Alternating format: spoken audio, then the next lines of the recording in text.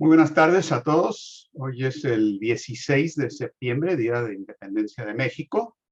Esta es la reunión semanal del Movimiento LaRouche, el informe semanal. Mi nombre es Denis Small, les doy la bienvenida a todos.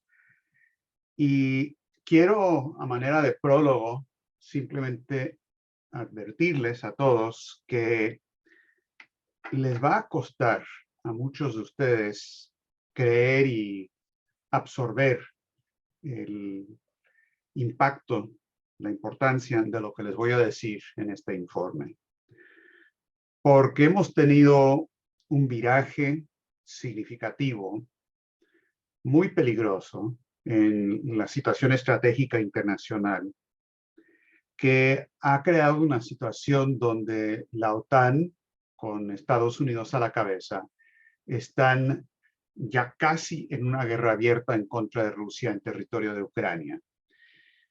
No es simplemente una continuación de lo que ha estado pasando, eso de por sí ya era muy peligroso, pero tenemos un cambio, un viraje significativo, porque existe una desesperación por parte de quienes están impulsando esa confrontación con Rusia y China para tratar de parar cualquier posibilidad de que se establezca un nuevo orden económico internacional, un nuevo paradigma, una nueva arquitectura económica y de seguridad a nivel mundial. Y la situación se caracteriza no solamente por ese viraje de activación de lo que se puede llamar el partido de la guerra a nivel internacional, pero también hay un proceso ya de establecimiento de iniciar precisamente esa alternativa que tanto temen. Y eso gira en torno a la situación de la reunión de la Organización de Cooperación de Shanghái que se realizó ayer y hoy, se está realizando eh, eh, en Asia. Entonces, todo esto tiene como punto de énfasis que subraya el significado de esta situación, el hecho de que hace 3 o 4 días el connotado economista ruso, Sergei Glassiev, envió un video con un mensaje recordando a Lyndon LaRouche, que conoció, eran amigos, se podría decir, y la importancia del pensamiento de Lyndon LaRouche en este momento. Se lo envió a Helga Sepp-LaRouche en la ocasión del centenario del nacimiento de Lyndon LaRouche, que fue el 8 de septiembre del 2022. Y la importancia de esta declaración de Glassiev no reside únicamente en el hecho de que se le da importancia a LaRouche. La importancia es que ocurre en el momento en que los dos procesos estratégicos están llegando a un momento de cambio de fase, del peligro de guerra y de desplome por un lado, y por el otro, de una alternativa que se está planteando, especialmente centrado en Asia, con la Franja y la Ruta, la Organización de Cooperación de Shanghái. Y lo que dijo Glassiev, y lo vamos a repasar en más detalle un poco más adelante, pero es una declaración de la manera, quizás la única manera en que se puede lograr una solución, en que se puede evitar no simplemente un choque de civilizaciones, sino algo mucho peor que eso. Porque lo que Glassiev dice es que si los líderes, y esto es una cita textual, si los líderes de las naciones del mundo hubieran escuchado la voz de Lyndon LaRouche, quizás habríamos podido lograr evitar la conmoción social que enfrentamos hoy día como resultado del desplome del sistema económico y financiero mundial. Dice, no existiría el caos creciente, no habrían las guerras y las provocaciones en todo el mundo. Y luego pasa a recalcar el hecho de que la ciencia de economía física que LaRouche desarrolla se está aplicando en países como China e India, y donde se aplica hay éxitos. Y donde no se aplica, como en Occidente, donde lo deberían haber aplicado, es donde tenemos la crisis de desintegración.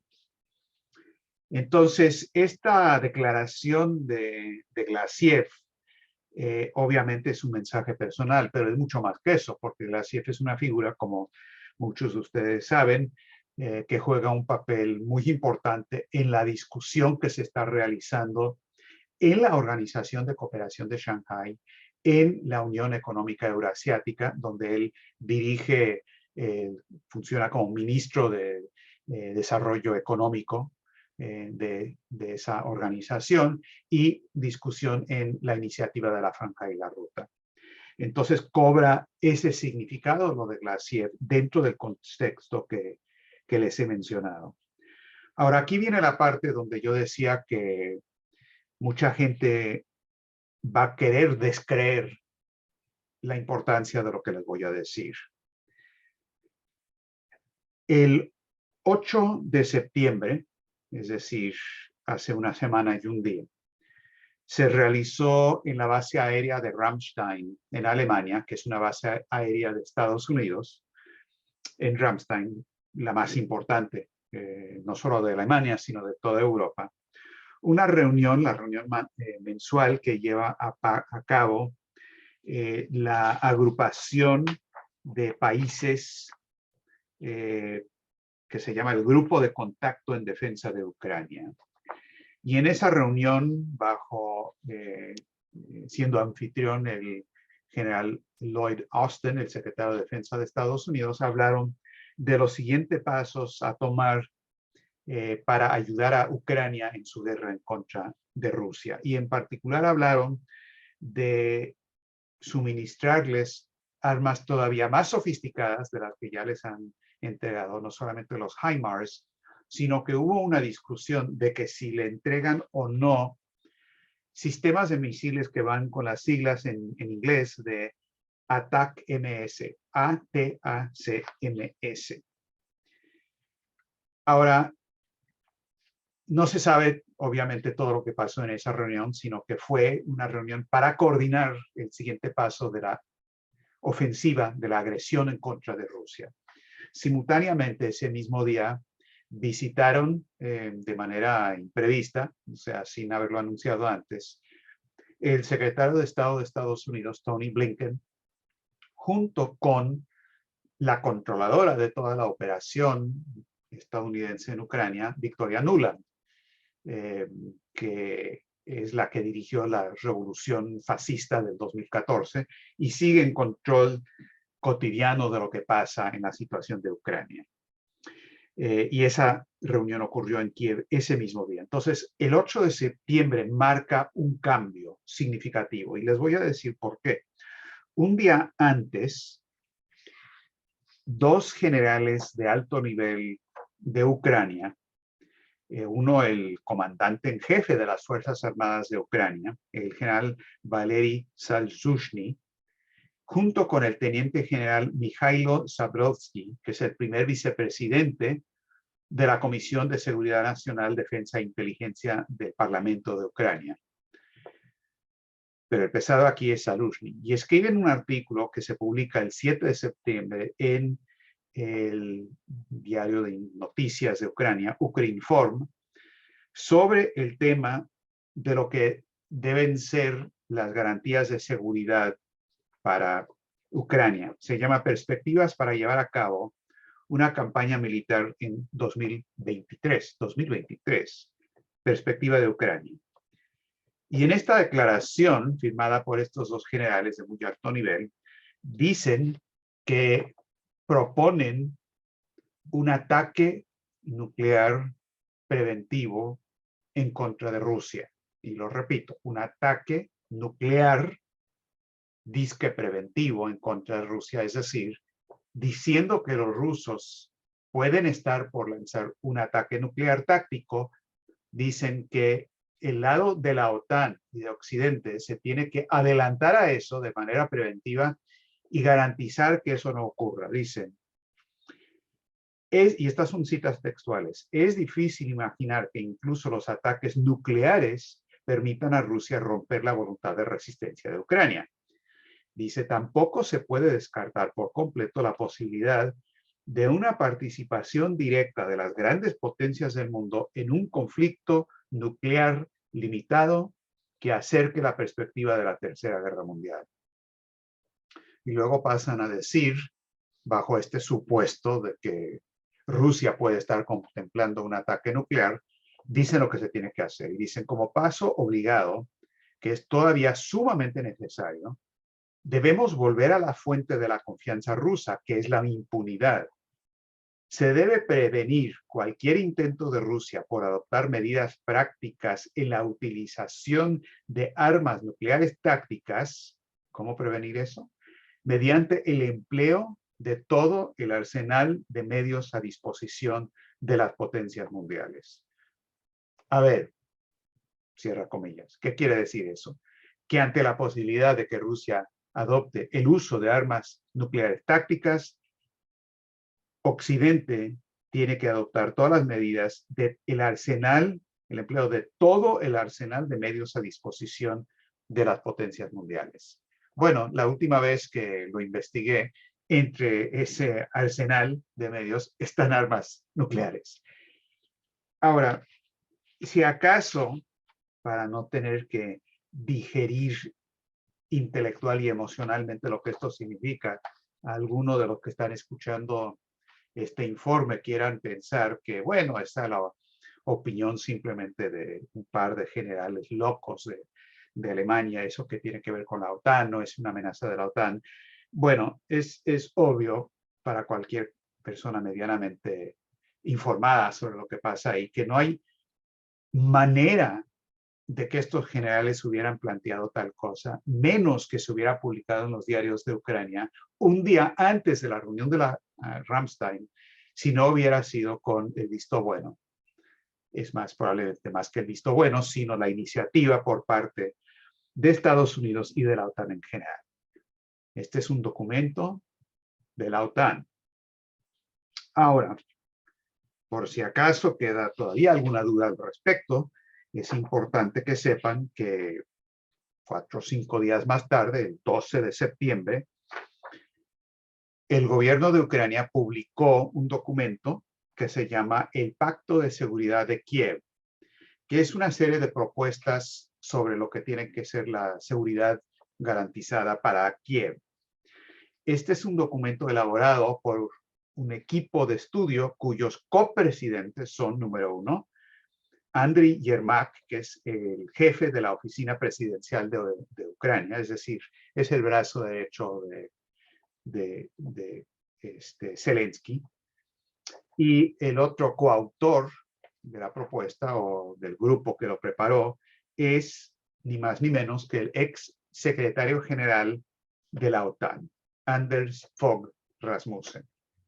Es decir, Ucrania y la OTAN publican un documento que dice lo que requieren y esencialmente dicen que Ucrania tiene que se le tiene que rearmar a Ucrania, además construyendo una base militar, industrial militar, que puede tomar décadas hacer eso, y dicen que hay que darle a Ucrania la protección tipo artículo 5 del Tratado de la OTAN, que quiere decir que la OTAN, con todas las capacidades que tiene que entrar en defensa de Ucrania.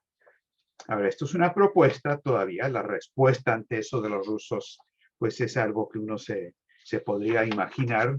Dmitry Medvedev, que fue presidente, pero ahora funge como el subdirector del Consejo de Seguridad Nacional de Rusia, Medvedev dijo que este pacto de seguridad de Kiev no es más que y esta es la cita, un prólogo a una tercera guerra mundial. Cierra comillas.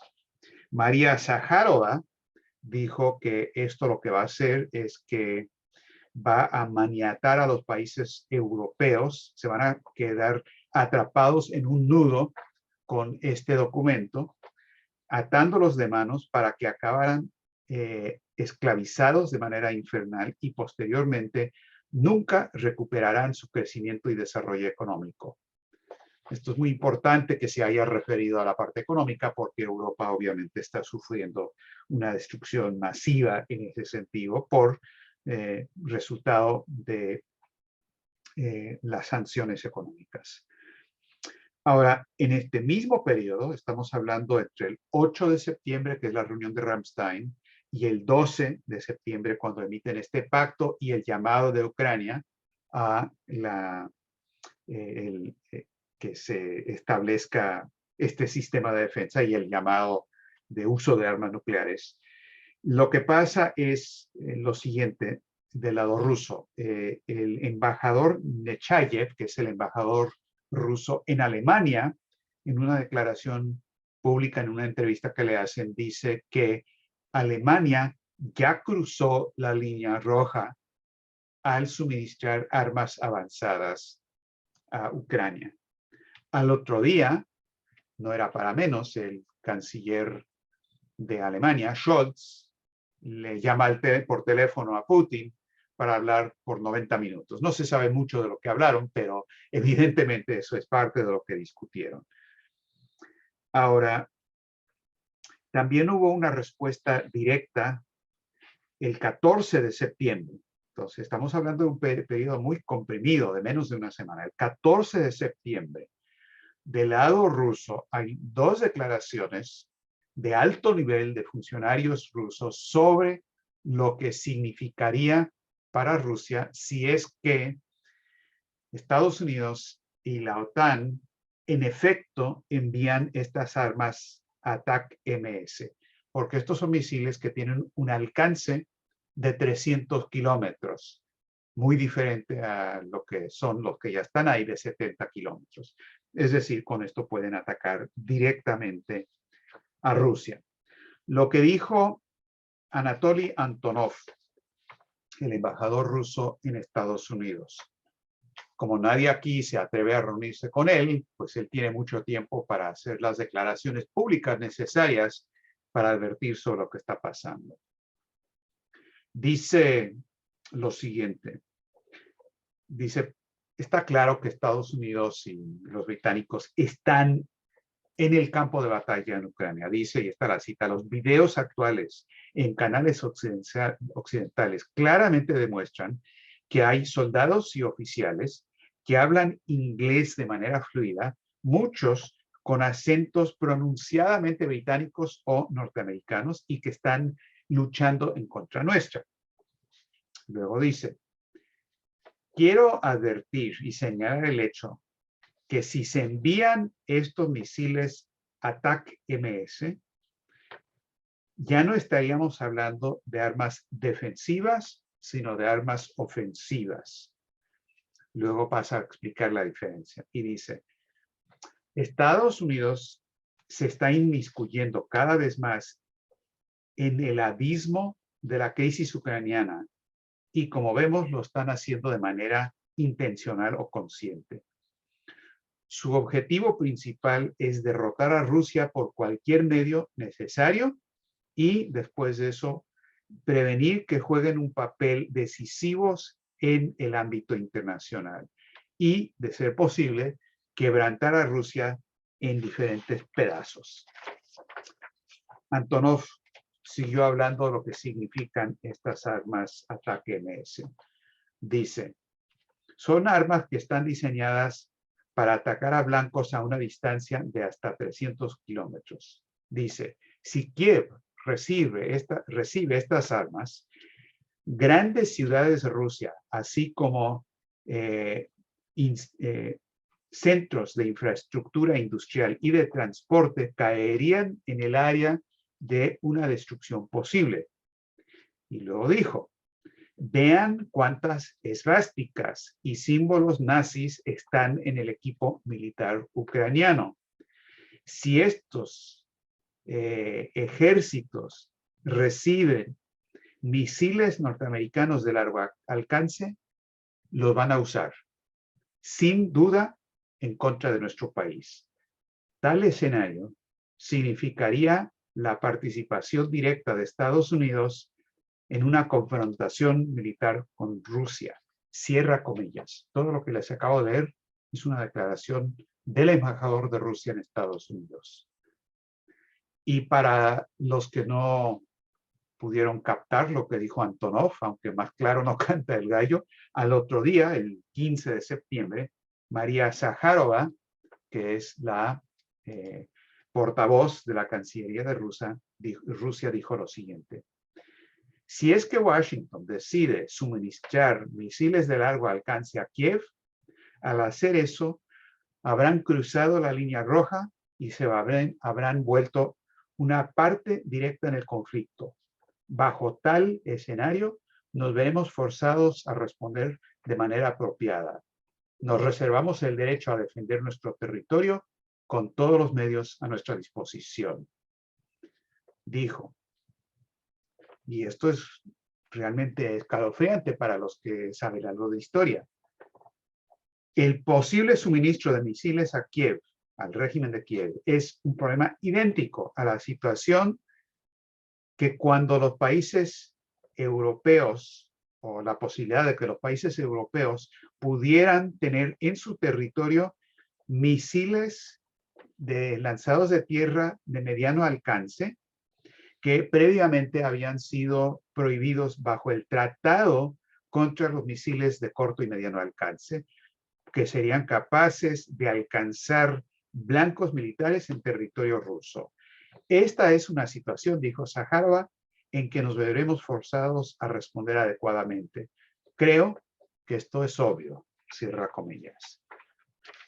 Bueno, me he tomado el tiempo para leerles estas citas para que tengan una idea de lo que están diciendo en Rusia y para que tengan una idea de cuán grave es la situación y la manera en que todo esto ha escalado. Muy relacionado a esto está la lista negra de Ucrania, que no es de Ucrania, es de la OTAN, como quedó demostrado en nuestra conferencia de prensa el 7 de septiembre, conferencia de prensa de la IR, en que participaron varios de ustedes, y también luego en la conferencia del Instituto Schiller este fin de semana pasado, en el segundo panel, donde hablamos y documentamos con lujo de detalles la manera en que el Departamento de Estado y la OTAN iniciaron, financian y siguen promoviendo la lista negra, es decir, de asesinato de la gente de oposición, de la CCD, el Centro para Contrarrestar la Desinformación de Ucrania, como también del brazo de sicarios de esta misma agencia que se llama Mirotvorets, que son los que ya han asesinado a más que un opositor, incluido el caso conocido de Daria Dugina. Ahora, esta conferencia de prensa de ayer fue extremadamente importante y exitoso por la participación de figuras muy importantes a nivel internacional, incluido de Estados Unidos, como por ejemplo Scott Reeder y otros. También es muy importante que los resultados de esa conferencia de prensa, es decir, la conexión de estos grupos de Mirotvorets y la CCD y el batallón Azov y las esvásticas que utilizan, la muy posible conexión de esto con el intento de asesinato de Cristina Fernández de Kirchner, que es algo que fue mencionado en un par de artículos que salieron publicados, uno en Argentina, en Tiempo Argentino, por Rubén Gussetti, y otro en México, en Aristegui Noticias, por Alberto Vizcarra. Es decir, la conexión de lo que pasa en Iberoamérica y este proceso internacional quedó denunciado y establecido. Muy importante. También es de notarse que el padre de Julian Assange, que está en México para las fiestas patrias y para discusión con el gobierno de López Obrador, que le ha ofrecido recibirlo como refugiado a Assange, pero claro, para que hagan eso lo tienen que liberar primero. El propio padre de Assange va con una pregunta del periodista de la IR, nuestro representante en México, Gerardo Castilleja. Padre de Assange respondió que esta lista de la CCD es intolerable que el Departamento de Estado esté financiando ese proceso y este tipo de señalamiento tiene que acabarse, estas listas negras. Bueno, quiero terminar, para no alargar la discusión, presentando qué es lo que teme esta gente tanto, que han tenido que movilizarse de esta manera. Primero, estamos ante un desplome completo del sistema económico. Claramente, la situación de la inflación es impresionante. La ausencia, la escasez de energéticos, de alimentos. En el caso del Reino Unido, como dijimos en nuestra publicación, si usted es alguien que necesita comer, mejor no vaya al Reino Unido. Y tampoco vaya a Alemania, porque ahí la inflación de comestibles en el Reino Unido en agosto fue del 12.4%. La leche aumentó 31%, mantequilla 25%. Y para los que piensan que pueden sobrevivir comiendo comida de perro, porque eso pasa con mucha gente cuando no tienen cómo comprar comida humana, pues la comida para perros también aumentó en 29% en el Reino Unido. En Alemania, la inflación se aceleró al 8,8%, lo peor que ha habido en casi 50 años. En el caso de los comestibles se disparó 16.6%. Estados Unidos no es excepción a esto. La inflación en agosto acá fue de 8.3%, más que la inflación de julio. Y los comestibles aumentaron 11.4%. Es decir, esto está fuera de control. Ahora, afortunadamente, se está realizando una reunión cumbre de la Organización de Cooperación de Shanghái de 2 días que reúne los principales países de Asia y parte del Oriente Medio también. Representan más del 40% de la población del planeta. Estamos hablando de China, India, Pakistán, Rusia, Irán, ahora es miembro, y muchos otros países, Uzbekistán, Tayikistán y otros. Y hay una discusión muy importante que se está realizando explícitamente sobre las alternativas y cómo desarrollarlas ante la crisis internacional. Putin, por ejemplo, después de la discusión bilateral que tuvo con Xi Jinping, donde celebraron el crecimiento del comercio entre los dos países y el uso de monedas nacionales para este intercambio. Esto ha aumentado a casi 28% del comercio total entre los dos países. Esto es un crecimiento enorme.